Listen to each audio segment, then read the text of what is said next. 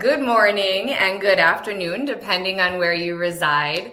We are thrilled to be here today at the end of May.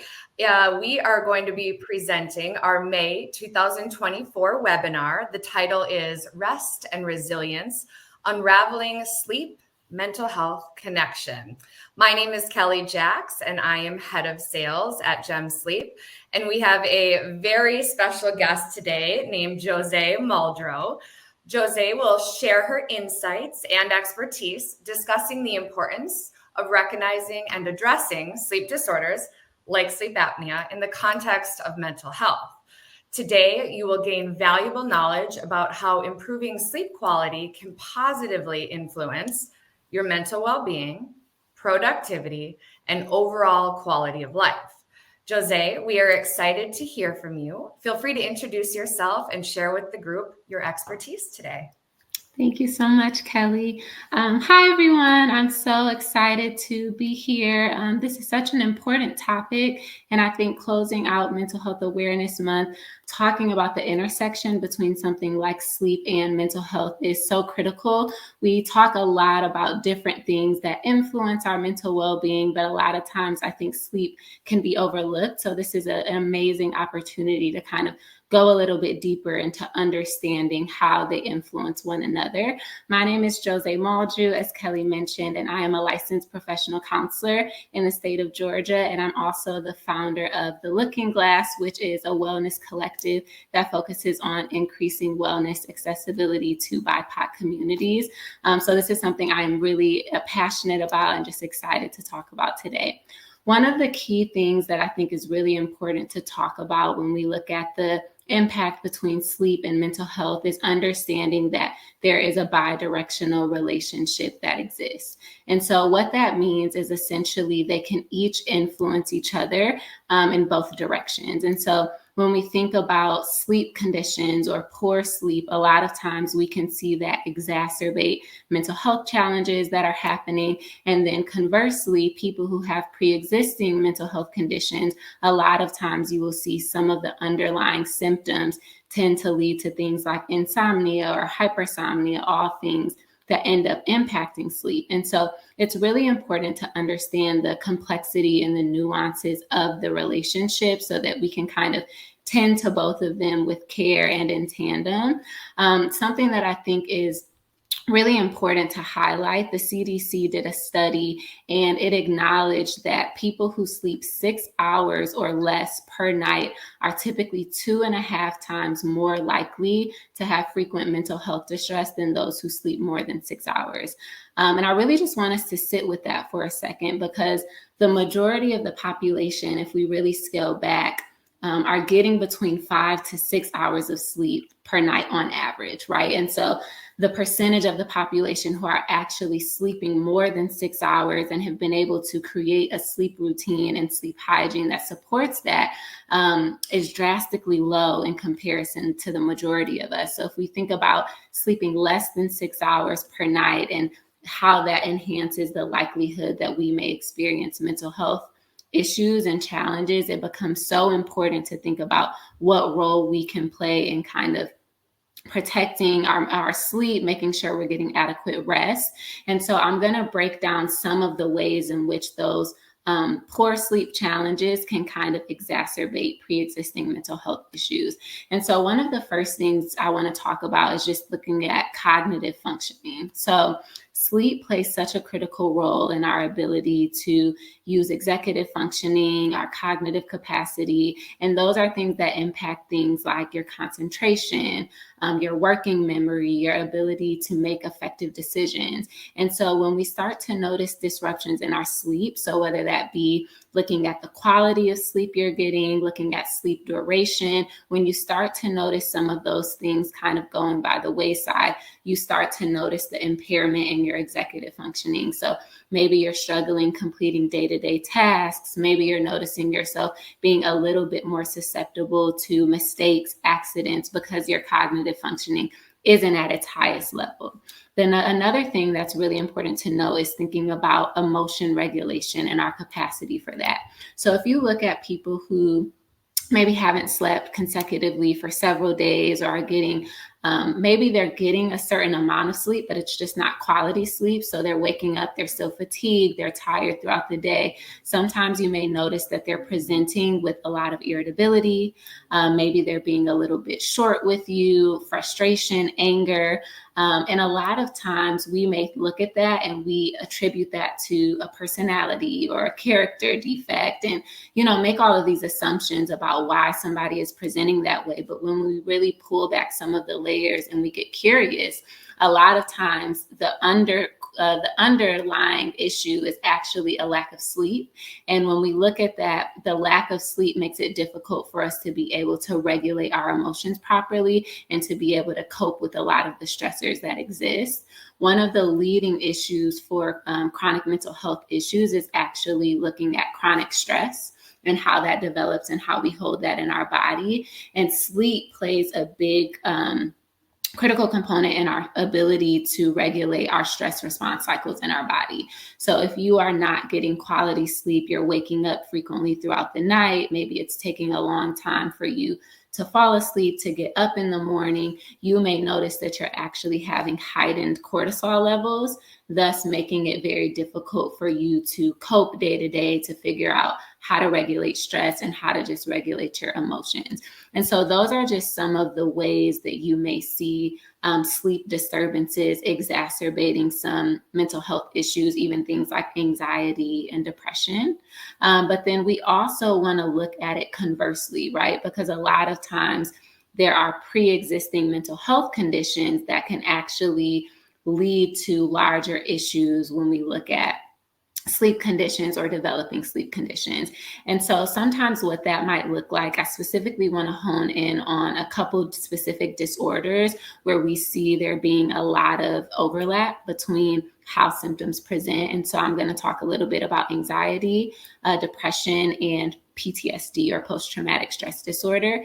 And so if you were to take a look in one of my books that I reference often as a licensed professional counselor, it is the DSM-5 or our Diagnostic and Statistical Manual, which is something that we use in practice for diagnostic clarification to give us a structure when we're really trying to evaluate what someone is struggling with. A lot of times when you look at those three disorders, you will see some of the symptoms that exist within them connect to some form of sleep disturbance, whether that is a lack of sleep, whether that is oversleeping, whether it is nightmares, flashbacks, and sometimes it's even honing in and looking at like your arousal levels and how that impacts sleep. And so when you look at that, when you struggle from something like anxiety, you may be noticing you're experiencing a lot of racing thoughts at night, unable to slow your mind down, you're feeling restless, a lot of body tension. Those are all things that make it difficult to calm and relax the body so that you can go into a very good night's rest, right? To be able to get quality sleep. And so if you're already struggling with something like anxiety, and then you are going to sleep each night, you're kind of in a cycle, you haven't been able to master a good sleep routine, you may start to notice some of the things showing up like the insomnia or the hypersomnia, and then that kind of cycles into the disruptions day to day. And so it really becomes important to address the mental health side of things. How can I regulate my anxiety? What tools am I using to be able to lessen some of the racing thoughts so that I can actually try to go to sleep and get a proper amount of sleep? Another thing that shows up is looking at, mentioned earlier, talking about our arousal levels. And so what that means is we all kind of have this window of tolerance, right? And so sometimes when things go outside of our individual windows of tolerances, we might become hyper aroused, we might become hypo aroused. And a lot of times that connects to things like hypervigilance. So always being alert, not being able, again, to enter that restful state, but also looking at the body's ability to slow down and being able to regulate your central nervous system. And so when you are constantly in that elevated state of arousal, that's when you start to see things being exacerbated. So, for example, if you're somebody who struggles with obstructive sleep apnea, if you are constantly in an aroused state, it's going to make it more likely that you're going to have frequent awakening cycles during your sleep at night. It's also going to make it more likely that maybe you have a little bit more sensitivities to certain stimuli. So whether that's internal stimuli, whether that's environmental stimuli, like hearing noises, different things. And so you notice kind of the intersection between the two, where it's like, I'm struggling from this mental health disorder, and now I notice that worsening or making me more susceptible to experiencing the symptoms of something like sleep apnea and how that shows up day to day. And so again, there's so many different things that kind of interplay with one another. And I think one of the overarching things to kind of take away and to hold on to is that neither of them should be addressed in silo, right? And so it's important to really take account and pay attention to the longevity of the sleep disturbance. And so when I'm talking to clients and we're kind of talking about their sleep and how it's showing up day to day, if this is a sleeping concern that they've been struggling with for a period of 2 weeks at a time or even longer, I'm going to hone in a little bit deeper on, okay, let's explore this. What's the underlying thing? Is this something that's a recent change that maybe was caused by like a life transition or something sudden, or does this feel historical in nature, right? Also getting curious about family history. What have you seen before you in your community, in your family lineage, and how may that also be showing up? And it's really important to do that so that you're seeking out the proper care and the proper treatment. I think once you start to realize that there might be a combination of things happening, mental health challenges and sleep challenges, or maybe there's one or the other, but you're starting to notice that cause the presence of something else, then you can start to be a little bit informed around what is the proper treatment for me to pursue. Something I like to kind of speak to is knowing that it's always important to rule out medical conditions first when it comes to our overall well-being. When we're trained as licensed professional counselors, even though a lot of our focus is on mental health and well-being, one of the biggest takeaways we have from school is always the importance of ruling out those medical conditions. And that's because you never want to risk misdiagnosis. There's a lot of overlap when it comes to medical conditions and mental health conditions and how they present. And so there are things like obstructive sleep apnea, like hypothyroidism, like diabetes, all these things that can present almost as psychiatric symptoms. And so it really requires a lot of expertise, a lot of time to tease out what exactly is going on here. Is it one or the other, or is it both? And we need to kind of seek treatment for both. And so I really want to encourage you all, if you are noticing things like fatigue throughout your day, if you're noticing that you've been having trouble for a while just getting to sleep at night, waking up each day, not being afraid to seek out professional help, both through a licensed clinician, but also seeking out the medical care, reaching out to a beautiful resource like Gym Sleep and all of these other resources that can help you access diagnostic clarification so that you can get connected to the proper treatment. And I think once you have that support, it kind of opens up a different pathway to have a deeper understanding of what's going on and helping you address the root cause. And so my biggest takeaway just with wrapping up is to really think about how you can invite better sleep hygiene and more routines in your life, and understanding that that can be very small and simple. Sometimes it's setting alarm clocks and timers for accountability. Sometimes it's looking at what are different exercises that I can do to help invite relaxation into my body before going to sleep, such as taking a hot shower, going for a walk, meditating before bed. All of these practices that we say are very mental health oriented, but at the end of the day, they also impact our ability to sleep and to rest. And then conversely, that goes back into our overall well-being and how we show up. So I hope just kind of hearing an overall breakdown. I know I threw so much information at you all, but just understanding the dynamic between the two was helpful, and that it gives you just a little bit more encouragement and insight into the importance of not only caring for your mind, but making the proper steps to seek out medical treatment as well. So I'm going to pass it back over to you, Kellie, and thank you guys again just for the opportunity for being here. Josee, that was incredible. And I was kind of taking some notes here. Yeah. One thing that really stuck with me, and I think you mentioned this twice, was be curious. Yeah.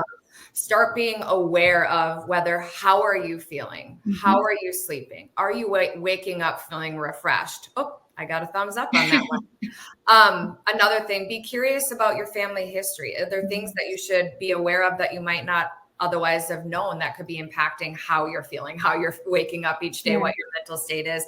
And then again, be curious or be aware of what current medical conditions that you have that might also be impacting some of this. And I loved that you brought up being curious, because we really do need to take our health into our own hands and be an advocate for ourselves and kind of dig down different paths to help understand what's going on. And then furthermore, understand what resources and tools are out there to support you in any of that. So brilliant. Thank you. Thank you so much for that. And now I get the opportunity to chat a little bit about some of those resources that are available to you. And I know Josee mentioned Gem Sleep being one of them. And so I'll share a little bit of information on Gem Sleep, but there are multiple resources for you if you are concerned about your mental health and mental well-being, in addition to additional sleep resources as well. So I'm going to dive into the sleep side of things.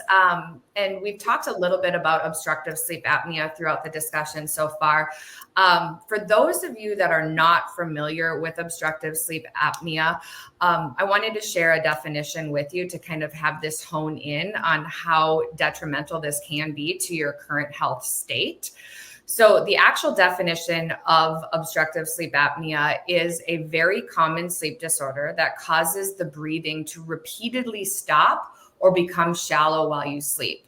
These breathing pauses can last just a few seconds up to minutes throughout the hour in which you are trying to sleep. So what happens is you are stopping breathing. So then your brain wakes you up and says, okay, it's time to breathe, which obviously then can prevent you from having a restful sleep throughout that night. Over time, untreated obstructive sleep apnea absolutely can lead to serious complications. And again, I think this goes back to what you said, Josee, like be curious about the sleep patterns. If your bed partner is elbowing you throughout the night because you're snoring loudly or because you're gasping for air, it might be an indication that there's something else going on. At Gem Sleep, we bring innovation to virtual specialty care that saves money and creates a more timely and better member experience. And now, being that May is Mental Health Awareness Month, I'd like to actually share a few questions that we've received from some of our patients throughout the month, being that it's the end of the month here. We've had an opportunity to really connect with our patients in our Gem Sleep community. And I also had an opportunity to connect with our medical director, Michael Howell, Dr. Michael Howell, and he shared some information on how to really address some of these questions. So I think you guys will all appreciate the first question we have. And that is, how do I know whether my lack of sleep is impacting my mental health or if my poor mental health is causing my sleep issues? And again, this goes back to the bidirectional concept that Josee was talking about. And so I did meet with our medical director, Dr. Mike Howell, and he shared his thoughts on this very relevant question. So we know that there are a lot of variables that can affect our sleep and our mental health. But what we do know is that it is absolutely a bidirectional relationship. So first and foremost, your lack of sleep is affecting your mental health, whether you know it or not. If tomorrow morning you wake up before you're done sleeping, so if you wake up with that buzzer of an alarm clock in your ear, guess what? That means you are sleep deprived. Or maybe you have a sleep disorder such as sleep apnea that is interfering with your ability to get a restful sleep. Okay, so if you're not getting enough sleep, we know that your mental health suffers. You are ultimately more likely to be anxious, you're more likely to focus on negative thoughts, and you're more likely to pay attention to negative people around you. You're also less likely to pick up on subtle cues. Your emotional intelligence suffers.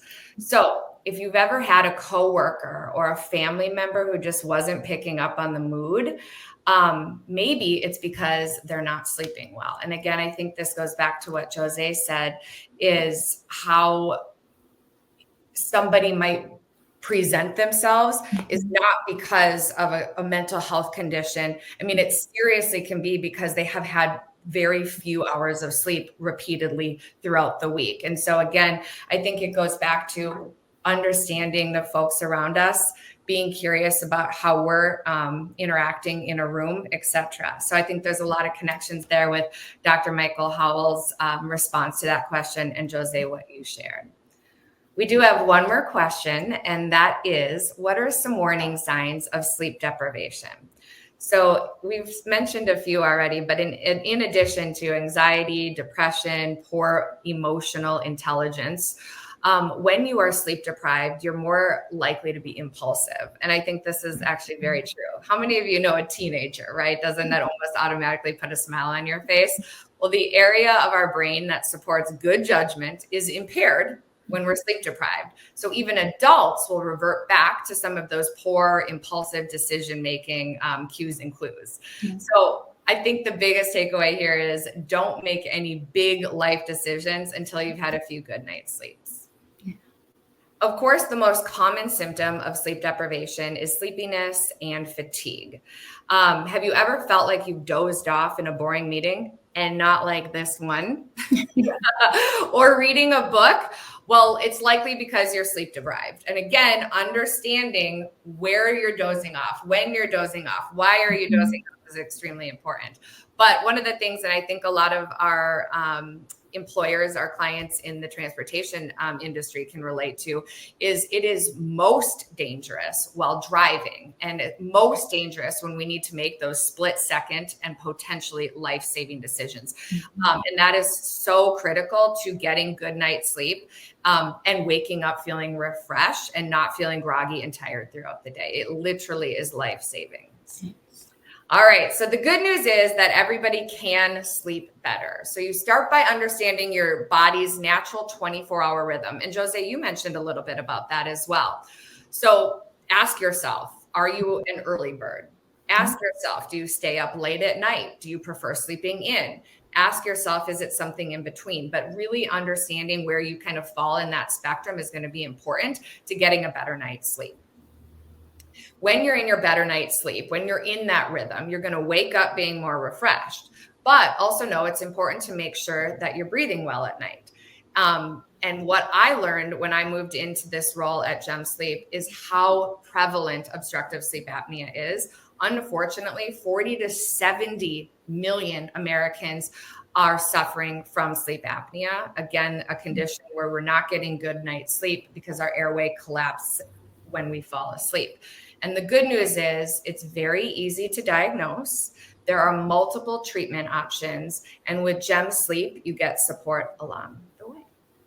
So with that, as we've mentioned a few times throughout the webinar, we do recognize that it is a little later in the month of May, but we'd like to offer our participants a discount on a sleep code, or excuse me, I gave that away, on a sleep test. So we are going to actually offer a discount code or a promo. So if you can, and if you'd like to take advantage of the promo, feel free to go to mygemsleep.com and you'll enter the promo code or discount code MAY, M-A-Y, 40, and that will get you an additional $40 off your sleep test. And this promo is going to go through the month of May. So it'll end on May 31st. And of course, this is in honor of Mental Health Awareness Month.